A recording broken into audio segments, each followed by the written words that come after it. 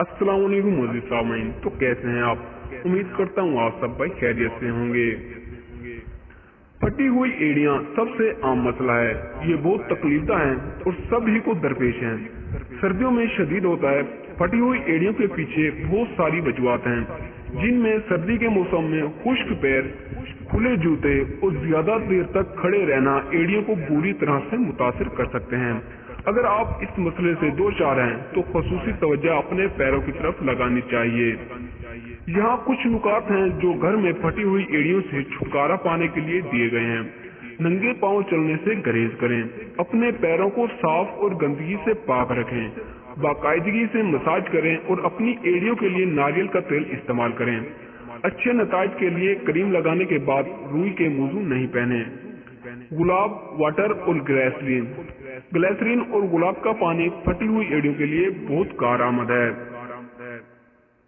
बराबर मिकदार में गुलाब पानी लें और ग्लिसरीन इसमें अच्छी तरह मिक्स करें।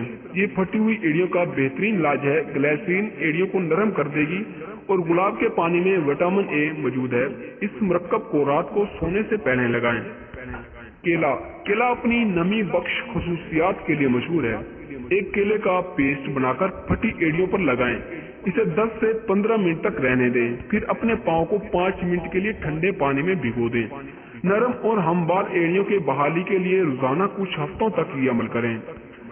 पेट्रोलियम जेली, खुश्क खुदरी जिल्द पर पेट्रोलियम जेली का इस्तेमाल करें। आप पेट्रोलियम जेली में लीमू का रस भी शामिल कर सकते हैं। अपने पैरों को जुराबों से ढांपें ताकि पेट्रोलियम जेली जिल्द में जज़ब हो सके। ये आपकी जिल्द को हमवार और नरम करेगी। जैतून का तेल पाँव के लिए बहुत ही मुफीद है। इसे रुई की मदद से पैरों पर लगाएं और जैतून के तेल में लीमू का रस और थोड़ी मिकदार में पानी मिला लें। बोतल में ये सब डाल दें। एड़ियों के लिए ये बेहद मुफीद है। समंदर का नमक, समुद्री नमक पाँव के लिए अच्छा है। टब में पानी लें और समुद्री नमक डालें। इसमें पाँव भिगो दें। अपने पाँव को अच्छी तरह रगड़ें, क्रीम लगाएं। बेहतरीन नताइज के लिए मोजे नहीं पहने। तो दोस्तों ये थी हमारी आज की वीडियो। अगर आपको हमारी वीडियो पसंद आई हो तो वीडियो को लाइक करें, चैनल को सब्सक्राइब करें। तो मिलते हैं अगली वीडियो में, तब तक के लिए अल्लाह हाफिज।